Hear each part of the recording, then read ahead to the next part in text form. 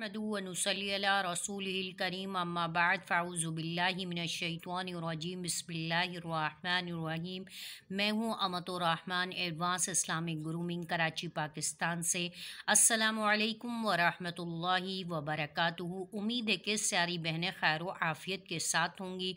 बहनों, जैसा कि हमारे पिछले 2 लेक्चर जो है वो क़ज़ा नमाज़ों की तरतीब, उनकी अदायगी, उनके तरीक़ेकार के मुताबिक हुए हैं थे और जो आप लोगों ने कुछ लोगों ने देख भी लिए होंगे और कुछ लोग देखेंगे, तो उनके बारे में अब आप फाइनली जो मैंने ये सारा चार्ट बनाया है और इसके अंदर आपको नमाज़ों की अदायगी का, जो आपकी क़ज़ा नमाज़ें अदा रह गई हैं और आप अदा नहीं कर सके हैं, उसकी अदायगी का पूरा फार्मूला बनाया है। और इसके अंदर बहुत ज़्यादा टाइम लगा है, जिसकी वजह से जो है वो थोड़ी ये वीडियो बाकी 2 वीडियो की निस्बत थोड़ी सी लेट अपलोड होगी और लेट आप तक पहुँचेगी। लेकिन ये बहुत ज़्यादा मैंने मेहनत की है, इसके ऊपर बहुत वर्किंग की है, इस पर बहुत टाइम लगा है। इसकी कैलकुलेशन, इसका फार्मूला और सारी चीज़ें मैंने ख़ुद से बनाई हैं और उस सुबह के तमाम वर्किंग के साथ मैंने इसको आपके लिए किया, ख़ास करके ताकि जो बहनें मेरी मुंतज़िर होंगी कि असल बात जो थी, असल जो फार्मूला था और असल जो अदायगी का तरीक़ाकार है कि हमें किस तरह अदा करना है, वो तो अभी तक हमें पता ही नहीं चला।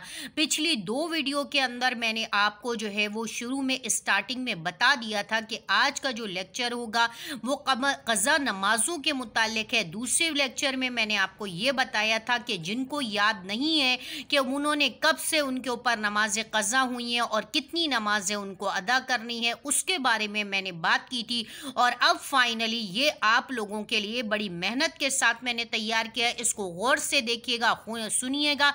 जैसा कि आप टॉपिक को देख रहे हैं कि टॉपिक है क़ज़ा नमाज़ों की अदायगी। तो अब हमने क़ज़ा नमाज़ों की अदायगी का तरीक़ाकार क्या है, कैसे फार्मूला है और किस तरीके से हमें अपनी नमाज़ों की अदायगी का तरीका मालूम होगा, इसके बारे में सबसे पहले हम आ जाते हैं। जैसे हम सपोज़ करते हैं कि अगर किसी की उम्र, मौजूदा उम्र जो है 65 ईयर है। अब दूसरे नंबर पे हम ये देखेंगे कि नमाज की फ़र्जियत कब से शुरू होती है। अब आपको पता है कि नमाज का हुक्म है कि 7 साल से कहो, लेकिन 3 साल उसको प्रोविजनल पीरियड दिया जाता है और जब बच्चा या बच्ची 10 साल का हो जाए तो उसके ऊपर नमाज फ़र्ज हो जाती है। अब पता चला कि फ़र्जियत नमाज कितनी साल की उम्र से है, जो अब 10 साल के बाद कोई गुंजाइश नहीं है कि आपने इस नमाज को अब इसके बाद छोड़ देना है। वो कौन सी उम्र है? 10 साल है। अब तीसरे नंबर पर आ जाते हैं। तीसरा पॉइंट है कि पाबंदी नमाज। अब आपको जो पिछली वीडियो के अंदर पता चल गया होगा, याद आ गया होगा कि आपने कौन सी जो है उम्र के फेज से, कौन सी एज के फेज से और कब आप नमाज की पाबंद हुई और उसके बाद से आपकी उम्र में कभी भी जो मौजूदा उम्र तक आपकी कोई नमाज क़ज़ा नहीं हुई और अगर नमाज कभी भूल बसरे से या कभी किसी मसरूफियत की वजह से या बीमारी की वजह से क़ज़ा भी हो गई है तो उसको आपने अदा कर लिया है। तो अब यहाँ पे लिखा है, जो एरो इंडिकेट कर रहा है वो इस बात को इंडिकेट कर रहा है कि आपकी जो शुरुआत हो गई है, यानी कि ये जो शुरुआत है नमाज की, ये आपकी मतलब पूरी नमाज कहाँ से, 40 साल के उम्र से आपने पूरी नमाज को पाबंदी के साथ अदा करना शुरू कर दिया, इसमें कोई क़ज़ा नहीं हुई है। आगे बढ़ते हैं। पॉइंट नंबर 3 है कि मौजूदा नमाज। अब मौजूदा नमाज क्या है कि मौजूदा नमाज, अगर आपकी एज 65 ईयर है, ठीक है, आपकी एज है 65 ईयर, नमाज का फ़र्ज हुई है 10 ईयर्स में। अब आपने 40 ईयर्स की उम्र से नमाज को पाबंदी से पकड़ा है और एक नमाज भी क़ज़ा नहीं की है, तो अब हम 40 के अंदर से 10 को माइनस कर देंगे। अब 10 को जब आपने 40 के -10 करेंगे, ये देखें 40 - 10 किया तो अब आपकी कितने पास टोटल उम्र आ गई 30 ईयर्स, यानी 30 ईयर्स की नमाजें आपकी क़ज़ा हुई हैं और आपने इनको अदा करना है। अब बाकी 65 में से आपके पास 30 ये निकले और 10 ये निकल गए तो 35 हो गए। उसके बाद आपके पास 25 ईयर्स बचे, जो कि 25 ईयर्स जो है वो आपने पूरी नमाजें अदा की हैं और उसके बाद आपकी कोई नमाज अब तक अदा नहीं हुई है। आगे बढ़ते हैं कि अब पॉइंट नंबर 4 क्या है कि क़ज़ा नमाज कितनी रह गई है, कितने साल की है। एक कोई है, शख्स है, कोई बंदा है, कोई बंदी है, उसकी एज है 65 ईयर, फ़र्जियत नमाज है 10 ईयर्स में, पाबंदी नमाज उसने शुरू की है 40 साल में, यानी उसकी शुरुआत हुई है। उसकी मौजूदा जो नमाज है, यानी जिसमें कोई भी गैप नहीं आया, कोई क़ज़ा नहीं हुई, कोई मिसिंग नहीं आई है, वो 25 ईयर्स बनते हैं। अब क़ज़ा नमाजों के अंदर जो साल हैं वो टोटल अदा करने हैं, कितने हैं, वो 30 साल हैं, क्योंकि 40 साल से पाबंदी शुरू की है, ठीक है। अब 10 साल से फ़र्जियत है, तो 40 में से आपने 10 माइनस कर दिए, कितने आ गए, 30। तो अब ये 30 ईयर्स जो है ये आपके क्या हो गए, यानी कि ये आपके क़ज़ा साल हो गए। अब आ जाते हैं इस पॉइंट पर। अब 30 साल की नमाजें आपने क्या करनी है, अदा करने वाली हैं। अब आ गए, बात यहाँ तक समझ में आ गई। अब सवाल ये पैदा होता है कि भाई एक दिन के अंदर कितनी नमाजें हैं टोटल, यानी एक दिन के अंदर जो टोटल नमाजें हैं जो हमें क़ज़ा अदा करनी है, जो अदा है, जो क़ज़ा नमाजें हमारे ऊपर क़ज़ा हो गई हैं, जो अदा करनी है, वो कितनी बनती हैं। तो अब हम क्या करेंगे, इसके अंदर फ़राइज़ को ले लेंगे, सुनन और नवाफिल को छोड़ देंगे। अब फजर के अंदर कितनी है, 2 सुन्नत 2 फ़र्ज़, तो आपने क्या ले लिया, सुन्नत फ़र्ज़ को ले लिया, सुन्नत को छोड़ दिया। ज़ुहर के अंदर है 4 सुन्नत 4 फ़र्ज़ 2 सुन्नत 2 नफिल, तो आपने सिर्फ 4 फ़र्ज़ को ले लिया, ठीक हो गया। नंबर 3 पे है असर। असर के अंदर 4 सुन्नत गैर मुक्कदा हैं और 4 फ़र्ज़ हैं, तो आपने असर के 4 फ़र्ज़ ले लिए। इसके बाद आ जाते हैं मगरिब के ऊपर। मगरिब के अंदर आपका क्या है कि मगरिब की जो नमाज है उसके ऊपर 3 फ़र्ज़ हैं, 2 सुन्नत 2 नफिल हैं, तो आपने मगरिब के 3 फ़र्ज़ ले लेने, 2 सुन्नत 2 नफिल को छोड़ देना है। अब आ जाते हैं इशा के ऊपर। अब भाई इशा के अंदर क्या है, इशा के अंदर 4 फ़र्ज़ हैं, पहले 4 सुन्नत है, 4 फ़र्ज़ है, 2 सुन्नत है, 2 नफिल है, 3 वितर है, 2 नफिल है, तो आपने तमाम सुनन को छोड़ देना है, नवाफिल को छोड़ देना है, सिर्फ ओनली फॉर फ़र्ज़ ले लेनी है। और आपने इशा के वितर भी लेने हैं। इशा के वितर कितने हो गए, 3।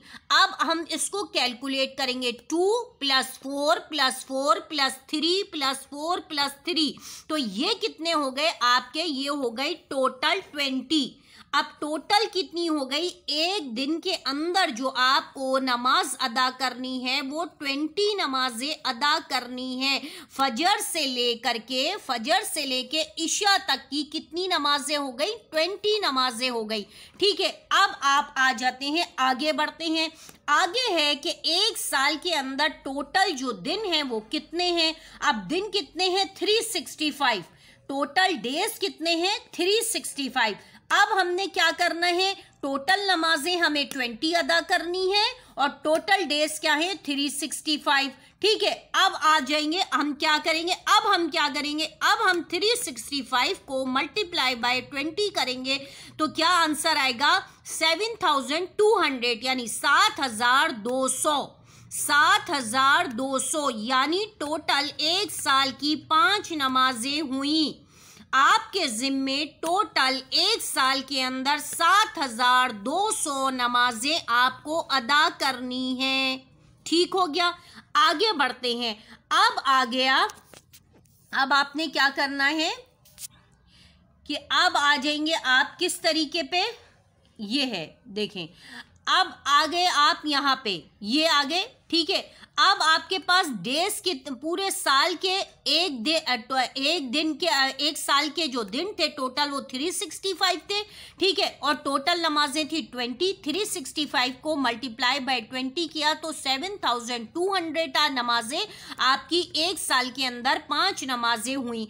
अब आपने क्या करना है भाई, अब 7200 को मल्टीप्लाई कर लेना है 30 से।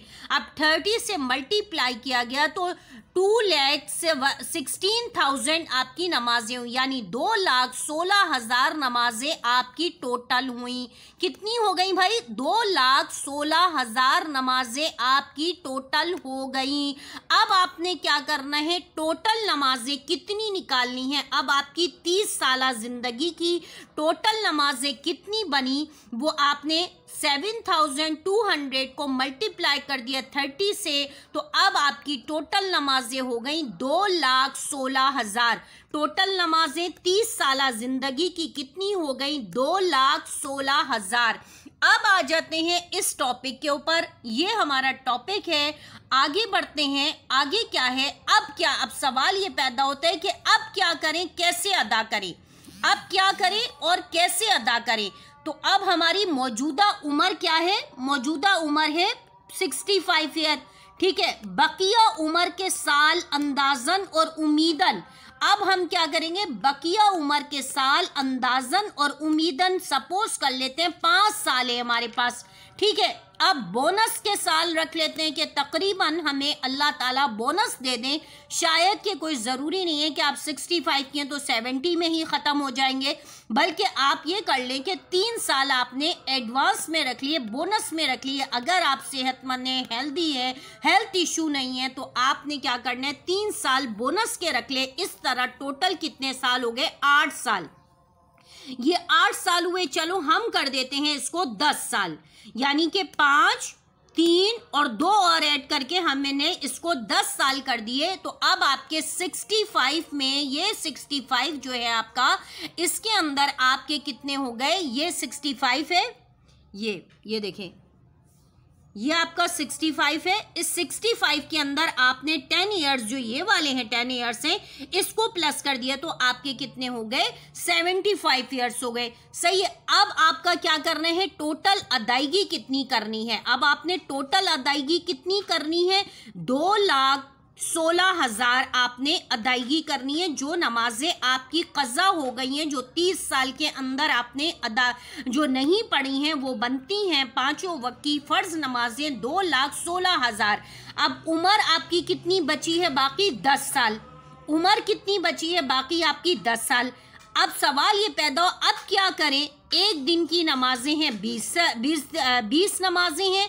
अब क्या करें? अब है कि एक दिन की नमाजें हैं 20, और अब महीना कितने दिन का होता है, और टोटल नमाजें कितनी है? 2,116। 2,116 आपकी कितनी हो गई? नमाजें हो गई, जो टोटल आपको 30 साल जिंदगी की कज़ा अदा करनी है। अब महीने का हिसाब कर लेते हैं कि महीने में कितने दिन होते हैं भाई? महीने के अंदर 30 दिन होते हैं, ठीक है, हो गया। महीने के अंदर 30 दिन होते हैं। अब आपने क्या किया, 30 को मल्टीप्लाई कर दिया 20 से, तो आपके क्या हो गए? 600। तो एक आपको कितने हो गए? एक महीने के अंदर आपने कितनी नमाजें अदा की? एक महीने के अंदर आपने 600 नमाजें अदा की, यानी 30 मल्टीप्लाई बाई 20 आपकी नमाजें हैं और 30 आपके डेज हैं। 30 को मल्टीप्लाई किया 20 से, तो आपके 600 बनते हैं। तो 600 नमाजें आपने एक माह में अदा की। अब एक माह में जो अदायगी हुई रोजाना की बुनियाद पर 600 नमाजों की हुई। अब एक माह में आपकी जो नमाजों की अदायगी हुई रोजाना की बुनियाद पर, वो 600 नमाजों की हुई, यानी एक माह में आपने अपनी 2016 जो 2,16,000 जो आपकी नमाजें थी, उसके अंदर से आपने एक माह में 600 नमाजें अदा की। आगे बढ़ते हैं, आगे है, आगे देखिए आगे किस तरीके से है इसकी तरतीब। बहुत मेहनत के साथ मैंने ये सारा काम किया है, सारी वर्किंग की है, क्योंकि बहुत ज़्यादा सवालात आते थे, बहुत ज़्यादा ख़वातीन पूछती थी। ये थोड़ा सा मुझे बहुत टाइम लग गया इसको कैलकुलेट करने में। ज़ाहिर है इतना बड़ा आपका मसला था जो हल करना था। अब आ जाते हैं कि अब एक साल के अंदर कितने माह होते हैं? एक साल के अंदर 12 माह होते हैं, ठीक है। अब समझ में आ गई यहाँ तक बात कि एक माह में आपने 600 नमाजें अदा की। अब आप चाह रही हैं कि एक साल की नमाजें मेरी कितनी होंगी, तो अब आपने क्या किया, अब एक साल में 12 माह होते हैं। अब आपने क्या किया, 600 को मल्टीप्लाई कर दिया 12 से, तो आपकी टोटल नमाजें 7,200 हो गई, यानी एक साल के अंदर आपकी 7,200 नमाजें हुई जो आपने अदा की, ठीक है। अब आप 7,200 को मल्टीप्लाई कर देंगे किसके साथ? 10 के साथ।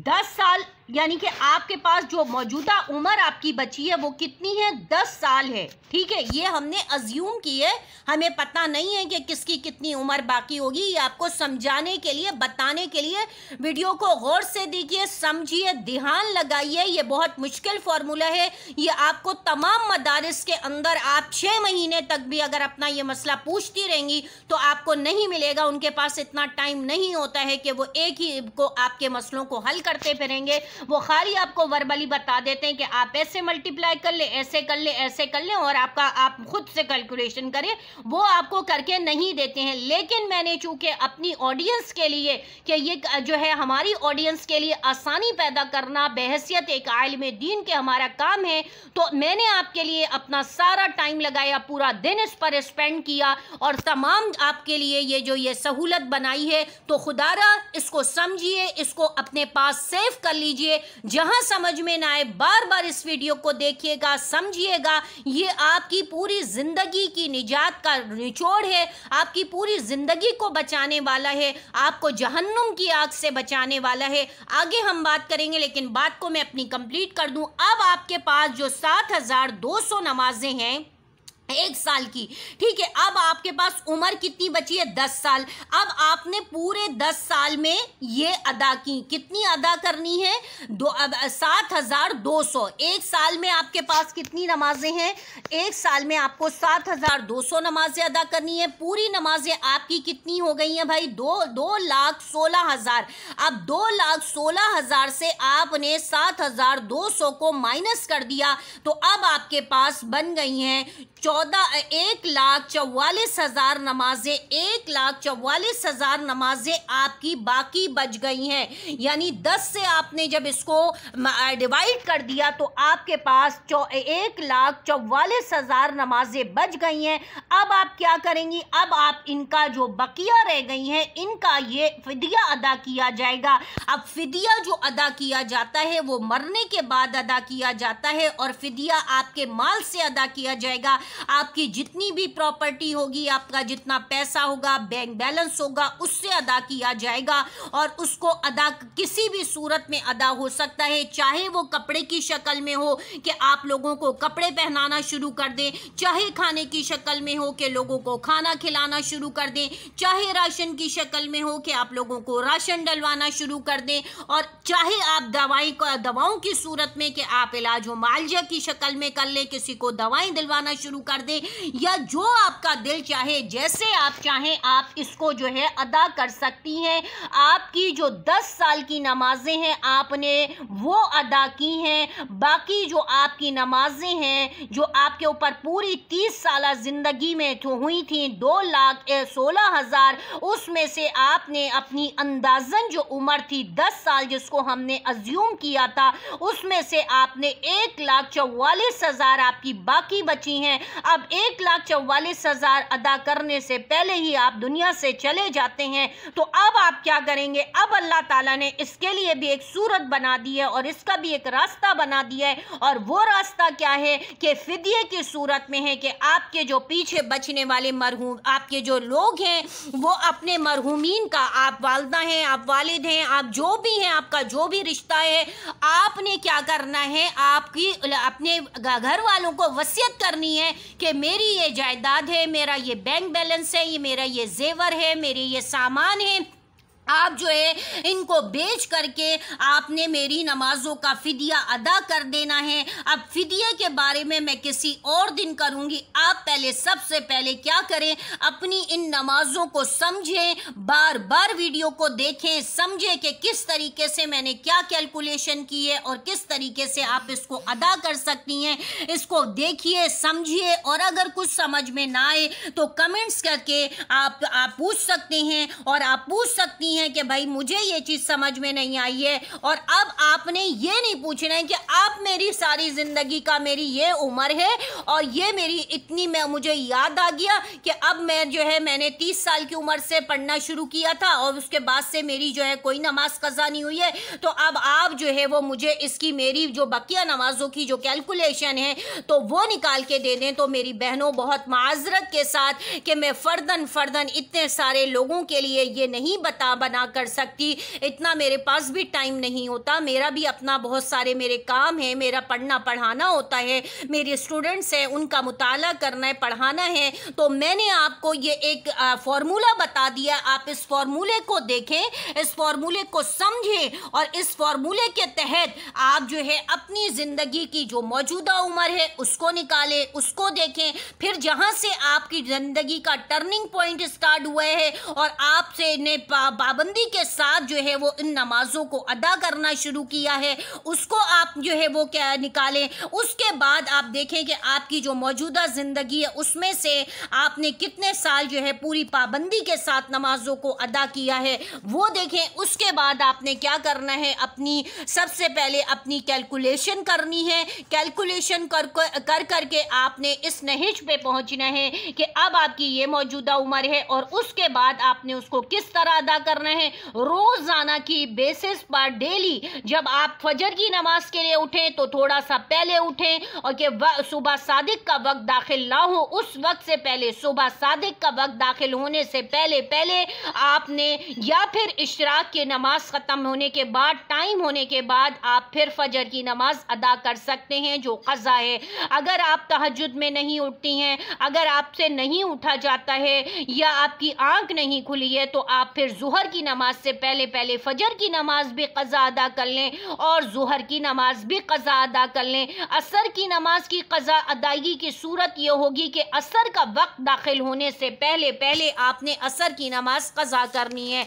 इसी तरह मगरिब की जब नमाज आप क़ज़ा अदा करेंगी तो सबसे पहले आपकी जो अदा नमाज है, जो फ़र्ज़ नमाज है, जिस पर जब अजान हुई है तो आपने सबसे पहले फ़र्ज़ अदा करना है। उसके बाद देन आपने अपनी क़ज़ा उम्री का जो है वो फ़र्ज़ अदा करना है। उसके बाद जब इशा का वक्त होगा तो इशा में भी आपने यही करना है, पहले अपनी जो मौजूदा नमाज है उसको अदा करना है, पूरा कंप्लीट करना है। फिर उसके बाद देन आपने अपनी क़ज़ा अदा करनी है जिसमें 4 फ़र्ज़ पढ़ने हैं और 3 वितर पढ़ने हैं। और अगर आपके पास टाइम मिल गया, आपको फरागत है, आपकी कोई ख़ास मसरूफियत नहीं है तो आप सबसे पहले, आपको पता है कि इशा की अज़ान होने वाली है तो आपने जल्दी जल्दी से वज़ू किया और सबसे पहले अपनी जो पुरानी नमाज है, जो क़ज़ा नमाज है, उसके 4 फ़र्ज़ पढ़ लिए, 3 वितर पढ़ लिए। उसके बाद अज़ान हो गई तो आपने मौजूदा नमाज को अदा कर लिया।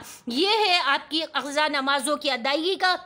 और इसके लिए परेशान होने की, फ़िक्रमंद होने की ज़रूरत नहीं है, परेशानी से कोई मसला हल नहीं होता। हाँ, बस दुआ करिए और दुआ करते रहिए, इस्तिग़फ़ार करते रहें, अल्लाह से माफ़ी मांगती रहें, सलातुल हाजत पढ़ती रहें, सलातुत तौबा पढ़ती रहें और अपनी सी कोशिश करती रहें। और जो है वो आप इन नमाज़ों को अपनी जो मौजूदा नमाज़ें उनके साथ अदा करने की सूरत अगर बना लेंगी तो बहुत अच्छी बात है। आप उसको अदा करती रहें, करती रहें, करती रहें जब तक आपकी ज़िंदगी है, जितनी आप अदा कर सकती हैं। लेकिन जब आप दुनिया से जाने का वक्त होता है तो अल्लाह ताला एकदम से किसी को दुनिया से नहीं बुला लेते हैं, बल्कि उसको मुख्तलिफ तरीक़ों से इंडिकेट किया जाता है। उसके बारे में मैं इंशाअल्लाह आपको कल बताऊंगी क्योंकि इसी टॉपिक से रिलेटेड है। तो उस वक्त आप अपनी फैमिली को, अपने घर वालों को किस तरह बताएंगी कि मेरे ज़िम्मे कितने रोज़े हैं, मेरे ज़िम्मे कितनी नमाजें हैं और मेरी नमाजों की कौन फ़िदिया अदा करेगा और मेरी नमाजों का फ़िदिया